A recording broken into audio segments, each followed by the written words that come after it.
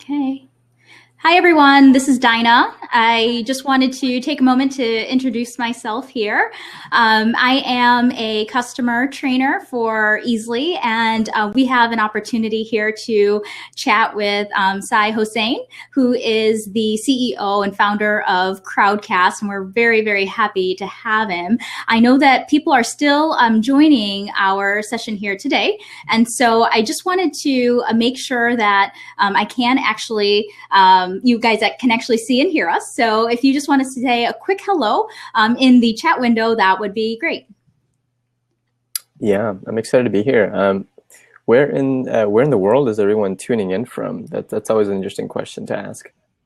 Yeah, absolutely. It looks like Barbara here is coming in from Dallas, Texas. So that's great. Thank you, Barbara, for sharing. And I know people are still joining us here. Got Maine. Yeah, thank you, Deb from Maine. Thanks for joining us. And I know it always takes a little bit of time for people's responses to trickle in. While we wait for a few more responses there, for those of you who are unfamiliar with the Crowdcast platform, I did want to go ahead and just let you know a few features that you should be aware of to really be engaged with today's live chat with Cy. So, of course, some of you have already found the chat window. If you want to test it out, go ahead and say hello to the group, introduce yourself, tell us who you are, where you're from, and that would be very helpful. But also below the video window, you'll see that there is a place for questions and answers, and that's a really good place for you to go ahead and put any questions that you may have as we talk with Cy here today. And then next to that, we did provide a few poll questions. And really, we want to get an idea as to who you are and where you're coming from. And I thank you for some of you who are already answering those questions. So it looks like we have a few small business owners and entrepreneurs, and we have people in the higher ed space, as well as maybe some K-12 educators. So thank you so much for responding, and we'll wait for maybe a few more responses there as well. Okay, and then we also wanted to get an idea as to how familiar you are with Easly. It looks like we have quite a few people that have used it a little and would like to use it a little bit more, but we have some that have never used it, may not know what Easly is. So it might be a good opportunity for me to give you some more information about that.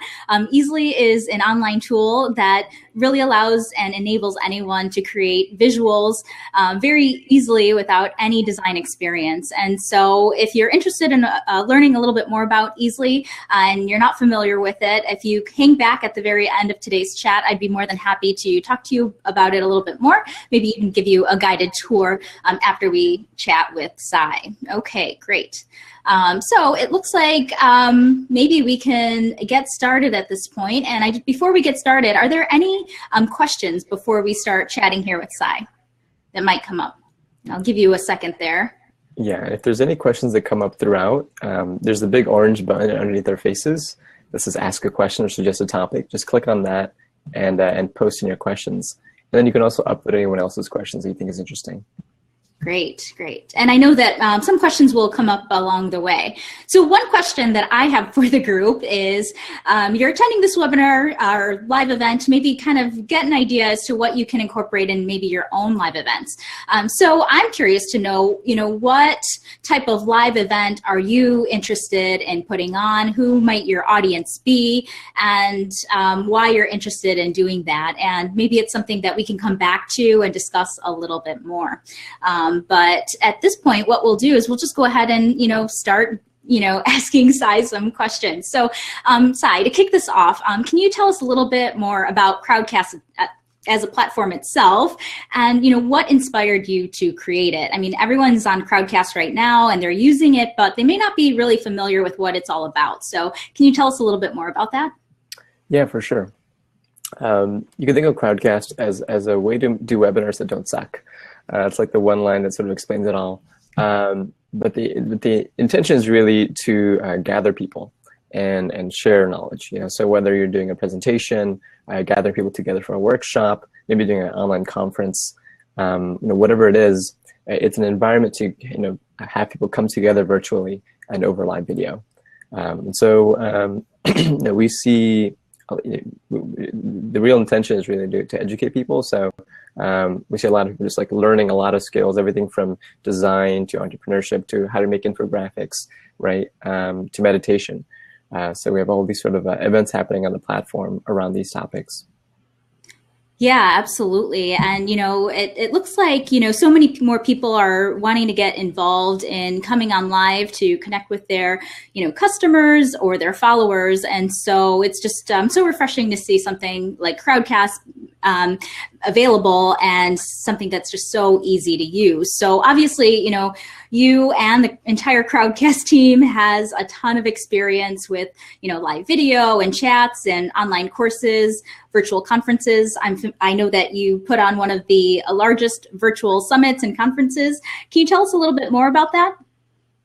Yeah, as far as that large conference, well, the largest conference, that was, we had about 30,000 people tuning in to what's called the Hack Summit, where we had, I think it was 36 different speakers. So the leaders of the tech world, everything from the inventor of CSS to the inventor of Ruby on Rails, the vice president of Microsoft, the ex-CTO of the US of the White House.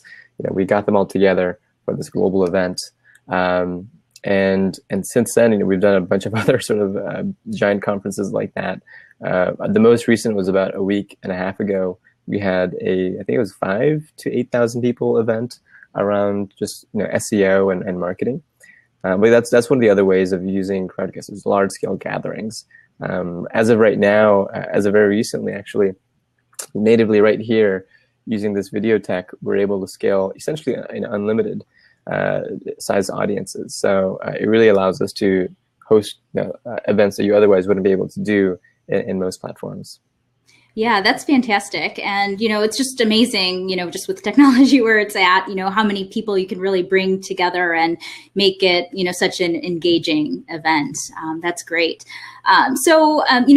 With Easily being an infographic company, and we are really really big on just trying to communicate visually as much as we can with our customers.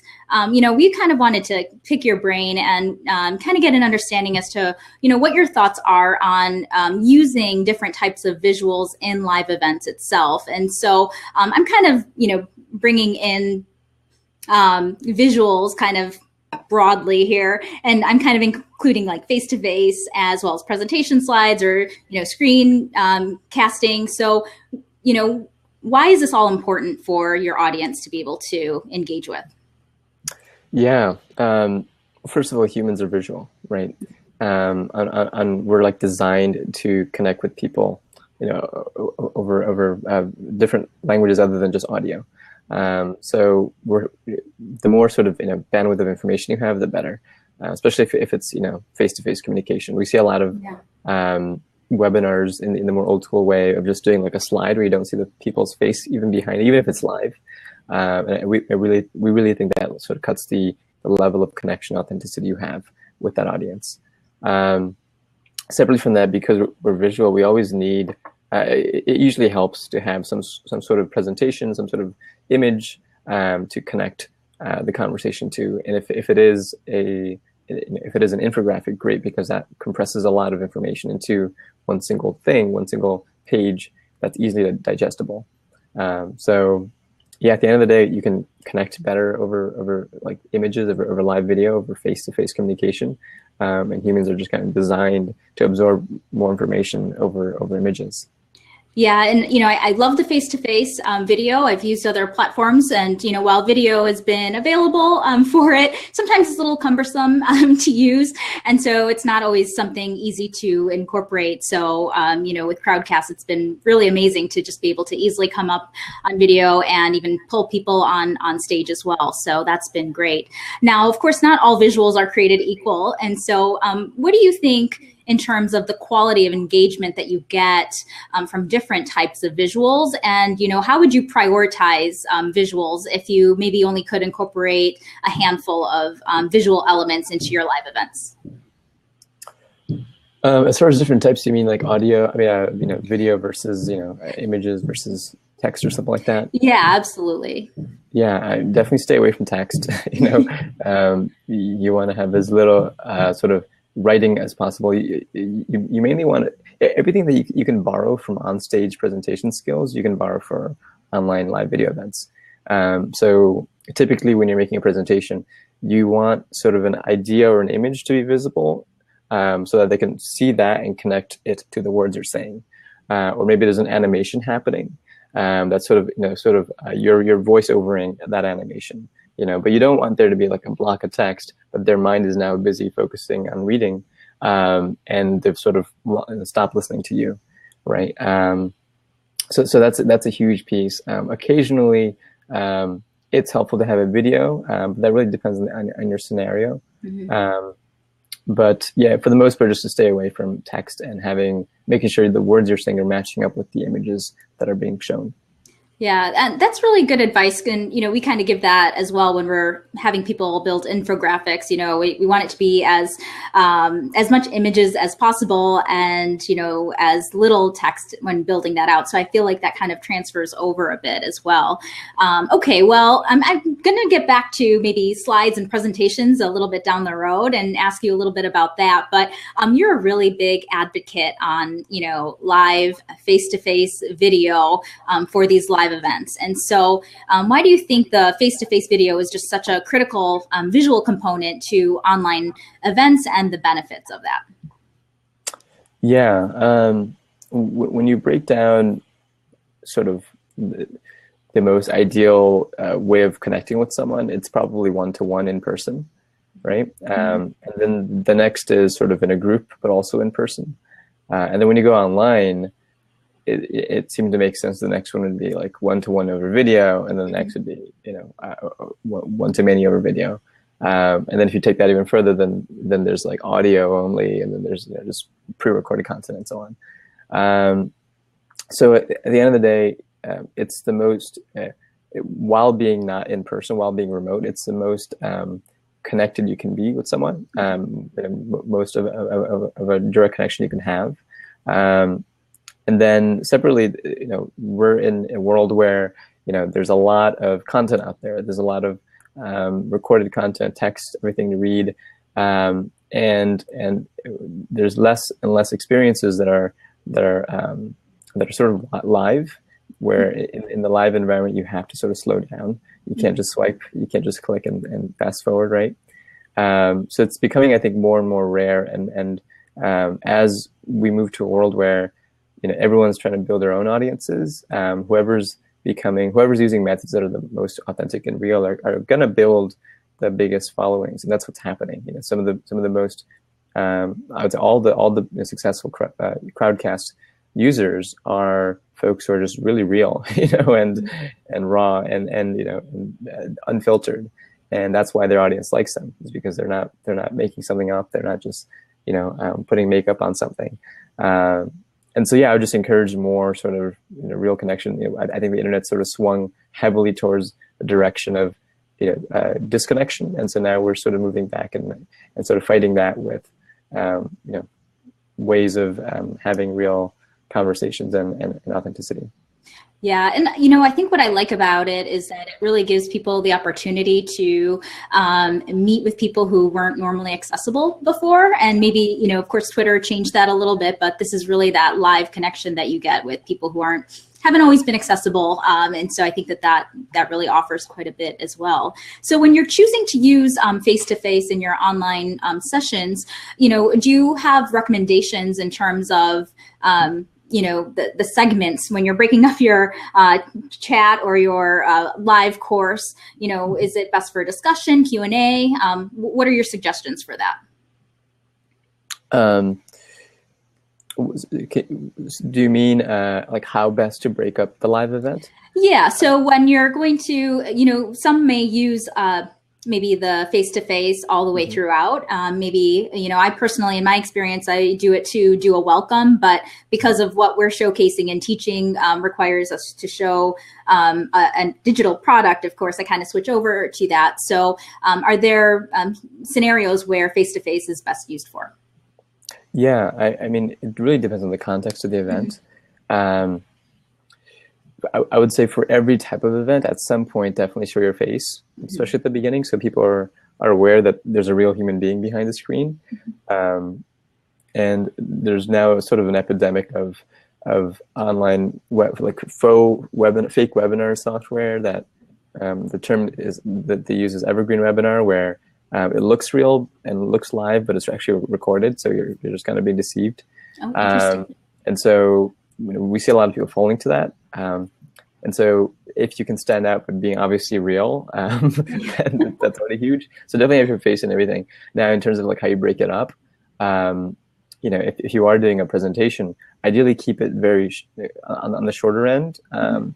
If it is like an hour-long talk, hour-long event, and then maybe 45 minutes of presentation time, and if you can, have your face there on half the screen while the slides are visible.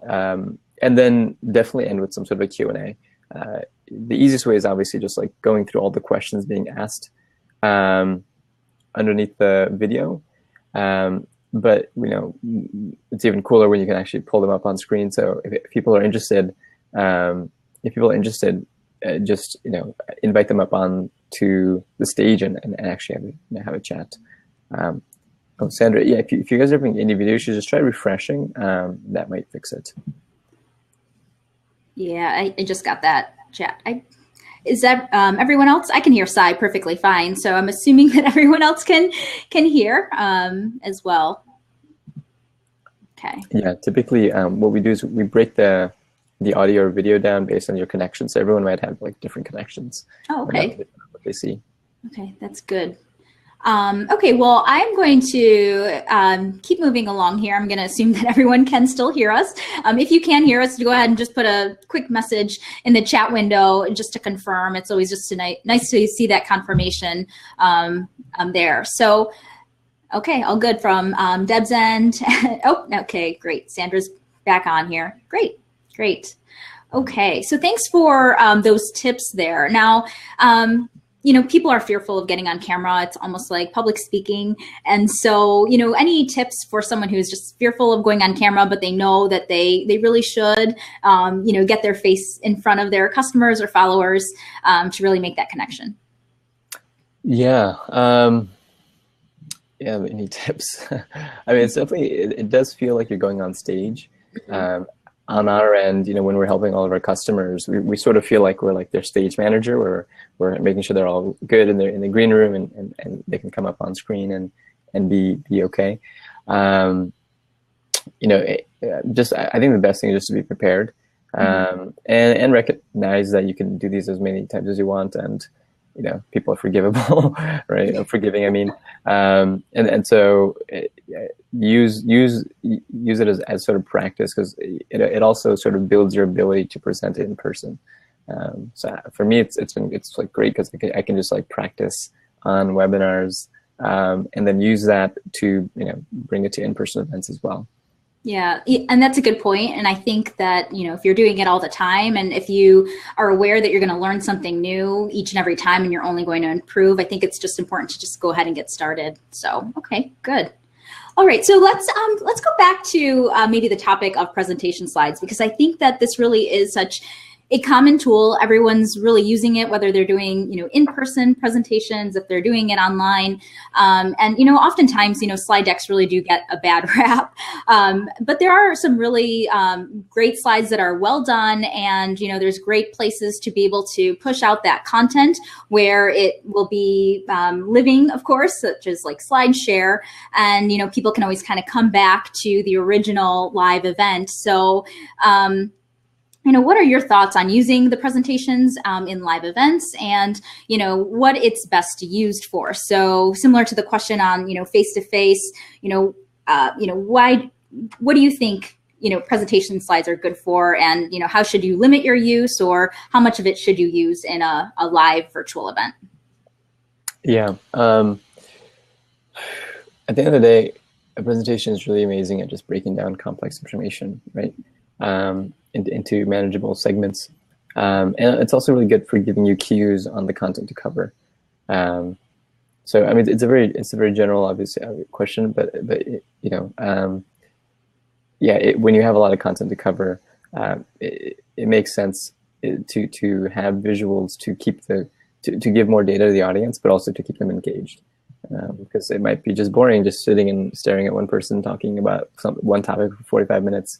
If you look at some of the most successful YouTube videos that are just like maybe a monologue or something like that, like Jason Silva's videos or any sort of Alan Watts talk or anything like that, people, or any sort of inspirational video, it's just usually like a maybe 2-minute monologue, and with just tons of visuals, right? Yeah. And it's all just like really emotionally engaging visuals and audio and sound, right? That sort of capture and captivate you. So it's clear that does work. So if you can take advantage of that over a live event, I definitely do. Okay, good. And now, I am a big advocate of, screen sharing and, showing as much as you're talking about and just going beyond slides. And, I like to use slides, but I like to kind of keep it a little short. And of course, it just depends on, where I'm looking to go with that. And, as a product trainer primarily and using live events and tools, being able to share my screen is absolutely crucial, especially if I'm trying to like walk someone through a process. And so when you're not everyone is going to be doing a product demo like easily, of course, but what else can someone share like live so that they're actually following along? As I think that's more engaging than also just kind of looking at slides. So whether it's a website or maybe it's how to sign up for a newsletter, just something that people can kind of see as a preview. What are some things that people can share through a screen share?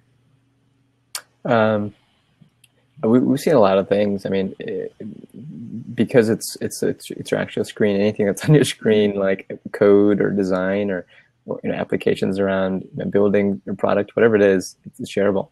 So some of the most interesting use cases we've seen, is like building something over live video. So like there's companies, there's organizations that like will teach you, let's say, how to code, and they'll screen share and actually just like have you follow along,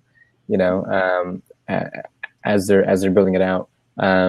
There's this one guy who, he basically set it up so that he's got like his little video on the bottom right, and he's got a big black screen, and he just like writes on it as if like it's a whiteboard or a blackboard rather.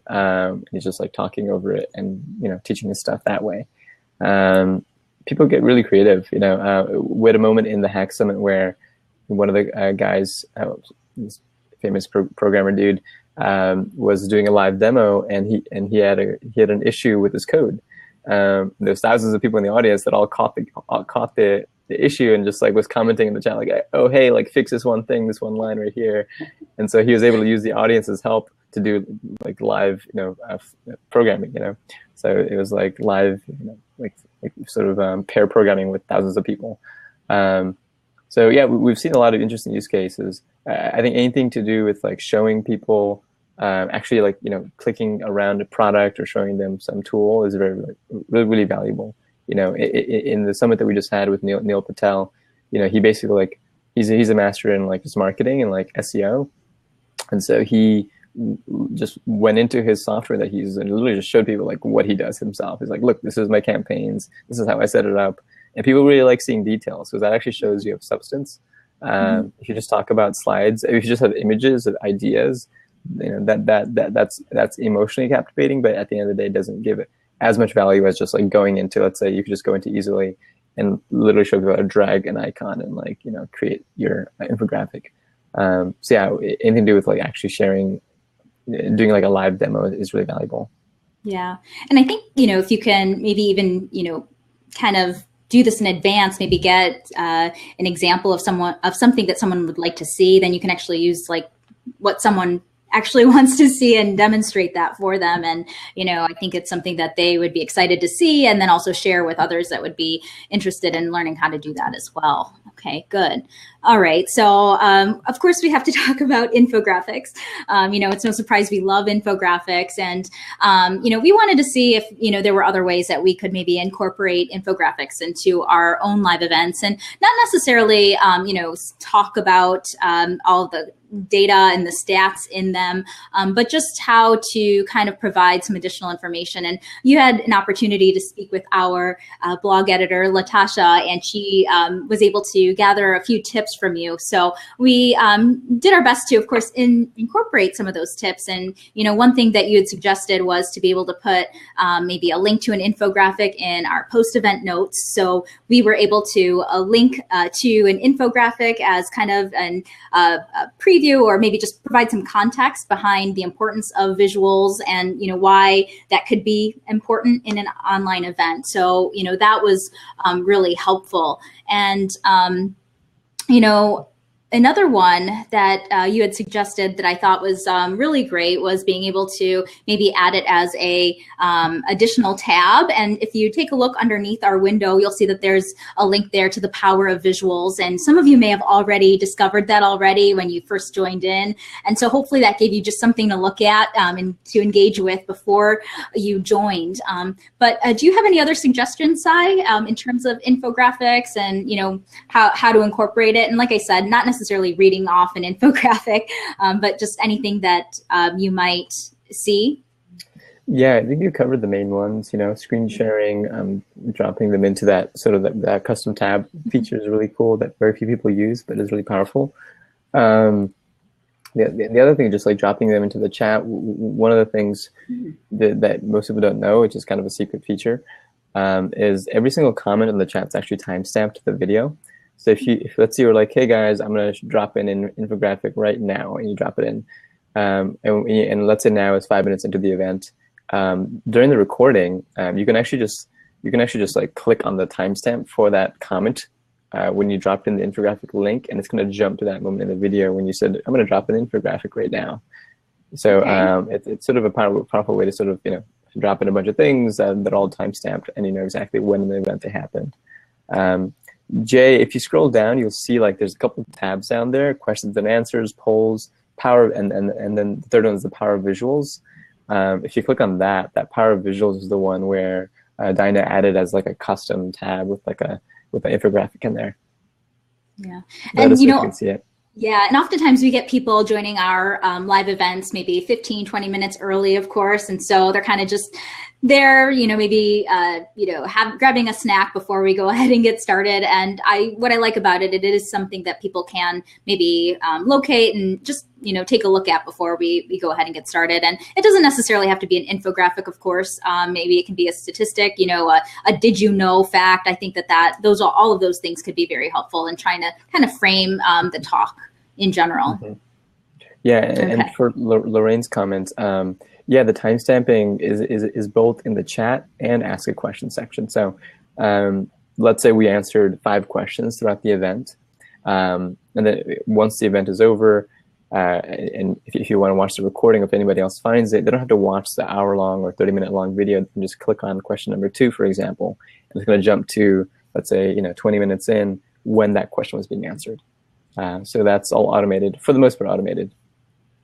Yeah, and that's awesome because we have so many people that just can't make the time of our webinar. We have customers around the globe, and so they might catch it tomorrow or during their awake hours, and so it's very helpful for them to be able to jump around and find the answers exactly to what they're looking for. And if it's additional information that you're looking to provide that you're not necessarily talking about, it's something that they can go ahead and link to. So I'm sure you've noticed, it seems like we've gotten an entire sophomore English class watching. So it looks like they must have joined us. That's great. Thank you for welcoming us into your classroom. That's great. Thank you. Is this high school or college? I'm not sure. That's a good question. Is it? I don't know if they'll respond here, but is it high school? Whenever you get a chance. Yeah, respond back whenever you get a chance. That'd be interesting to see. High school. Okay. Thank you. And is this Andrea? Is it Miss J? Great. Thank you. That's awesome. Well, I'm glad that we were able to provide this opportunity to your class. Great. Okay. Well, Cy, we are at about like 30 minutes for our chat. And, I just wanted to thank you for joining us and giving us just a little information. I know as live video is just becoming more and more popular, I think it's only going to grow. We really appreciate your insight and how people can just kind of go ahead and start to, test it out and see, how valuable it can be, especially when people are a little hesitant to try it out. Do you have any last things that you'd like to share with our group, or anything that you'd like to speak to when it comes to Crowdcast before I check in with the group to see if there are any other questions that they have for you? I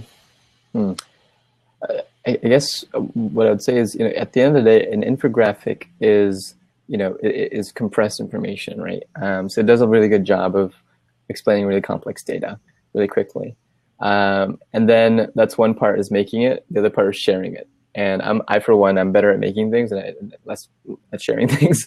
And so Crowdcast is really good for sharing things. So it's going to be really important to do both. Like the insights you gather, especially if you're in high school and you're learning about, oh wow, like this particular system is really broken, and here's all the data, and you can do all that research, but then you also got to work to the other half of the battle is to get it out there, to get people to know about it, and that's really where we come in. So I feel like those two things actually work really well together.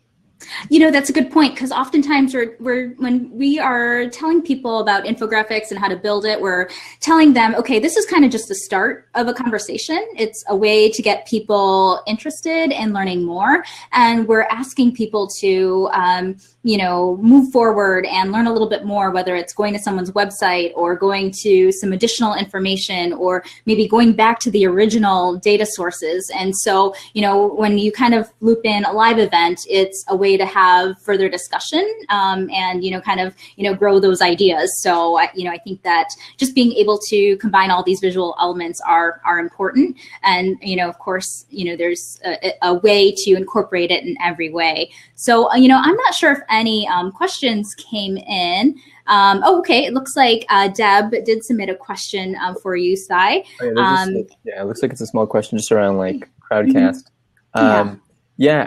Typically there's like a billion software out there for small meetings, and between Zoom and there's Hangouts, and there's just a lot. So we're not really for the meeting space. We're for like the event space. So if you're doing an event, if you're with a couple of people and you want other people to be tuning in, to be part of the conversation, that's really where we fit in, specifically for larger events. So anything above 20 people, is generally a good start. But Crowdcast can scale to, like we mentioned, the largest event that we had was 30,000 people. So it's really up to you how many people you can pack in there. But we're pretty much ready to scale to handle that. So hopefully that answers your question. Okay, great. Hopefully that answers your question, Deb. And before we let Cy get back to all of his things that he's working on, are there any other questions maybe that anyone would like to submit through the chat window?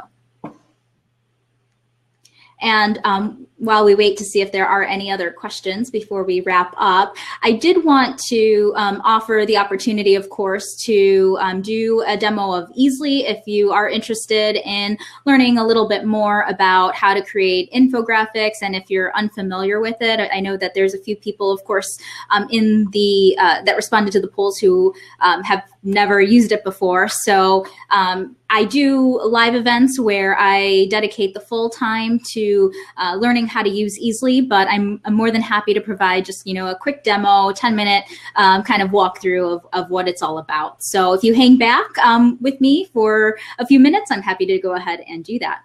Okay. And one of the things I guess the audience should be aware of is to be aware of all the updates for any of the upcoming Easily live events, live Crowdcasts.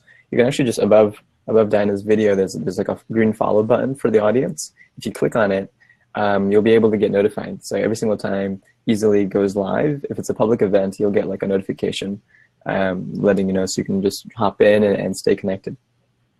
Yeah, thank you so much for reminding our group. Yeah, absolutely. If you follow us, then you'll always get a notification. And I always provide an extra message out to our followers, just giving them that last minute reminder that we're going live today as well. So you can follow us there. And yeah, that would be an excellent way to stay connected with us. Oh yeah, and if you want to follow me too, you can do that. Oh, yes, absolutely. Twitter and Facebook, are those the best places, Cy, for Crowdcast? If you hover over my name on the video, you'll be able to actually follow me on Crowdcast itself. I basically host like conversations with with people who are generally trying to grow their businesses, market themselves, or just like thought leaders in the space. Host conversations with them. And so you can always just like stay tuned. Yeah. Thanks for distinguishing the difference. Of course, this is a way for people to follow within the Crowdcast platform, correct? Mm-hmm. Exactly. Okay. Great. Yeah. So if you hover over that, you'll see that you can go ahead and follow Cy in all of his talks. I haven't had a chance to watch it yet, but I'm looking forward to watching a live event that you did, I think, last week with the CEO of Lead Pages. That's right. Yeah, on Thursday. Yeah, so I will be checking that out when I get the chance. And again, that's another just benefit of being able to, if you can't make something, watch the recording. And so I look forward to that. So Cy, thank you so much for taking the time to chat with us here and with our customers here at Easly. And, for those who are interested in checking out Easly, I'm going to go ahead and do that demo for you. But Cy, I don't want to keep you from all of the other things that you have going on. For sure. No, I was excited to be on here and to share all these tips. And yeah, good luck on creating infographics. And if you have any questions on Crowdcast, you can always hop in and drop a note into our live chat. And if you want to contact me, I mean, the best way is probably Twitter, just at sh at let's actually write my handle in here, Cy. But yeah, thanks for having me. I'm excited to see what comes out of this. Okay, excellent. Thank you so much, and I know I'll be in touch with you as well. For sure. Catch you guys later. Bye. Great. Thank you, Cy. Okay, so I am still on here. And for those of you who are new to Easly and who had responded that you were unfamiliar with it, I certainly did want to take a little bit of time to just show you a little bit of information about it and learn a little bit more about it. So if you give me just 1 second, I'm going to go ahead and share my screen, as it is something that we did talk about. So something that I'd like to, of course, showcase. And so you can go ahead and, see that in person. So I'm going to go ahead and share a screen with you. Now, this is just an example, and I've gone ahead and I've minimized my video. So now at this point, what I'm showcasing here is my a sample of, maybe a presentation that you might go ahead and include, in a live event. And so with this, what I want to do here is I'm not going to talk through this, of course, because, we just chatted through that with Cy, but I just wanted to showcase how, if you're going to be building out any slides to kind of, go along with your presentation, I just wanted to showcase how, how important it is to maybe put in as much visual elements as possible. What I did here is, I kind of broke up some information that we may have had in some other infographics and, broke it up into individual slides. And, as you can see here, I'm kind of just providing as little text as possible. And, if you're following along, you can see how something like this would have been great going along with the discussion and, to kind of match up with what we were talking about. But I'm just going to go ahead and go through this. And what I wanted to point out is that I was able to build the imagery for this out and Easily. And so with all of this information here, I just want to go ahead and walk you through that. So if you're unfamiliar with Easly, you can sign up for free. Just go to www.easly.com easel.ly, and you'll go to our homepage, and you can create a free login. We do have a free version and a paid version. The free version will allow you to gain access to all of the basic tools and objects in Easely. But with the paid version, of course, you'll get access to more templates, more images, objects, and graphic images that you can incorporate into your infographics. And I just want to kind of just give you a walkthrough of this. When you log in, and you can access this even from without logging in, you can browse all of the various templates as well as some public infographics that people have created. You can also just start with a fresh canvas, and you'll be able to go ahead and easily just clear the canvas and start with a blank template here. We do have various templates though, because oftentimes, people who are interested in using Easely may not have a design background. And so a tool like this really enables anyone to be able to go ahead and create amazing visual graphics. And so we have various templates in various industries and topics, so a timeline or a process, or maybe some real estate related infographics that kind of give an idea as to what you can build out. And what I'd like to do is I'd like to just pull one in. And I'm just going to go ahead and show one of the ones that are from our basic templates here. But as you can see, the templates can all be modified very easily, and you don't need to have any design experience. All of the images that can be found here can be enlarged, or you can shrink them down very easily. And then you can go ahead and search through our objects and be able to pull in objects simply by dragging and dropping and being able to incorporate that. Now we have some templates that have all different types of design types. If you go with our Pro version, you'll notice that our, if you'd like to check it out, we do have a free trial, and right below our window, you'll see that there is a green button that will give you access to a 2-week free trial. So you can go ahead and do that. You can also upload your own images to Easily, and that you can upload them through the free version as well as upload them in the paid version. So you don't need to have the paid version to be able to upload. And that's really is helpful for people who are looking to incorporate their logos, or maybe a image of a school mascot, for example, or maybe some specific images that you are already using in other marketing material as well. So, Easily does allow you to go ahead and upload that. Now, the value of the paid version of Easily comes with just knowing that all of that content and the images are already paid for, and you can use the images royalty free. And we do have some discounted pricing, of course, for our nonprofits as well as our educators, as well as students. And so we do offer a 50% discount for nonprofits, teachers, as students. So if you're interested in getting the discount, definitely get in touch with me, and I'd be more than happy to go ahead and provide you with some more information as to how you can go ahead and get that discount. But the price for the Pro version is only $36 a month. And so it's really such of value, because if you think about the cost of, just an image or a stock image, or you spending time going through Google Images trying to figure out whether or not you have the right to use the image for your purposes,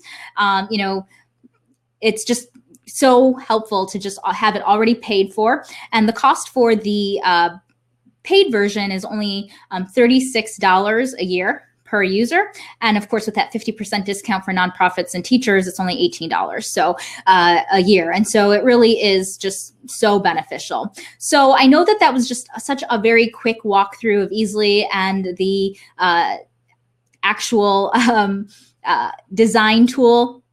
And I do much more in-depth training for that. If you go into our archive, you'll see that last week I just did a session on how to create your first infographic with Easly. And so if you do want to learn a little bit more and get some more details as to how you can do that, then you can go ahead and check out our archive.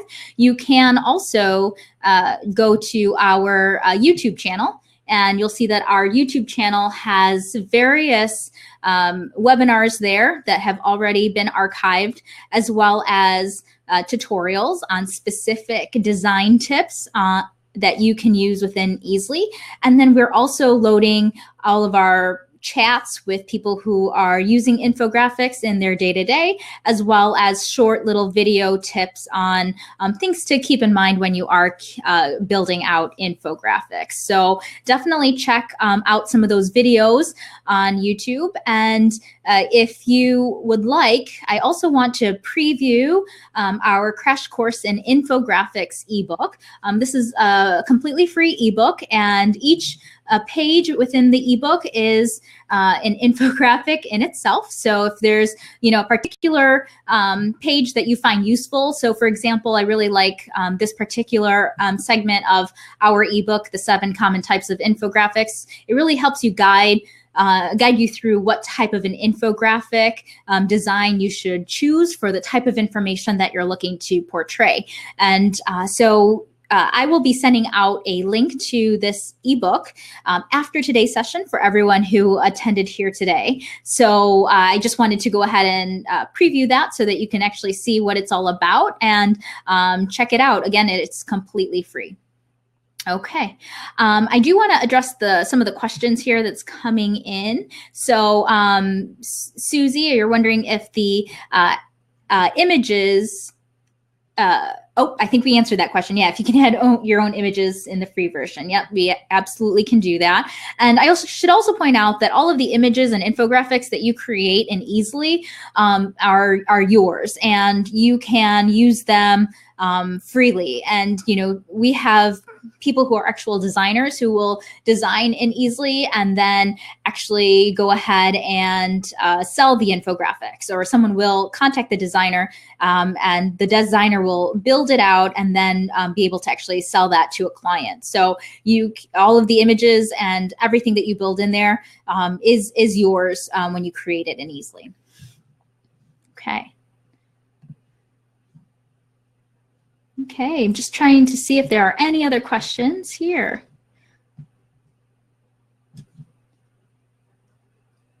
Okay, I don't see any other questions, but I always like to try and leave people with a little bit of time, because I know sometimes you have to get on to your next meeting, your next class, the next thing that you have to do. So what I want to do at this point in time is just thank all of you for joining us here today. I hope you found today's session insightful and informative, valuable. And, again, if you are looking to learn a little bit more about infographics, certainly, stay in touch and follow us at Easly, and we'd be more than happy to connect with you. We really want to make sure that you are getting the most out of your subscriptions with Easly.